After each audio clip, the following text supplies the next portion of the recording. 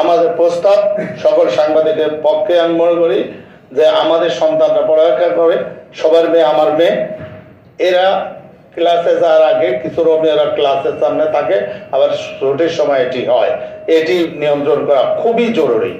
আর একটি কথা যেটা নিয়ে আইন শৃঙ্খলা মিটিং সহ বহুবার ঝামেলা হচ্ছে, বালু উত্তোলন রেজাল্ট দিয়ে অবৈধ, এটি কমিশনার মহোদয় চেষ্টা করে আমার মনে হয় ব্যর্থ হয়েছে।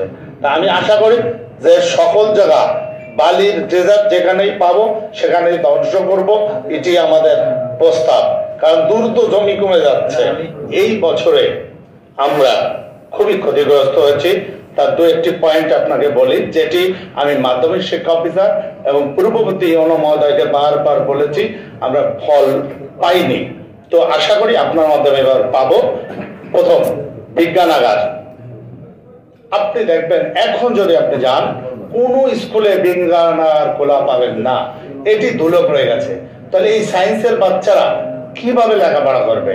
আমার নিজের মেয়ে ট্রেনে পড়ে জিসি পাইলটে, তাদের বিজ্ঞানাগারে কোনোদিন। আর একটা হলো জাল। আমাদের মৎস্য অফিসার প্রচুর কাজ করে, আমরা একে সাধুবাদ জানাই। তবে নিষিদ্ধ জাল কাশিনে প্রচুর, আমরা চাই যে নিষিদ্ধ জাল বন্ধ হোক। তবে এখানে একটা বিষয় আছে, আমি এটা প্রস্তাবনা দিয়ে যাই, যদি আপনি মনে হয় গ্রহণ করবেন। বালু এবং জাল, এটির ক্ষেত্রে গ্রাম পুলিশ কে আপনি যদি কঠোর নির্দেশ দেন, আমি বিশ্বাস করি বারোয়ানা চলে যাবে।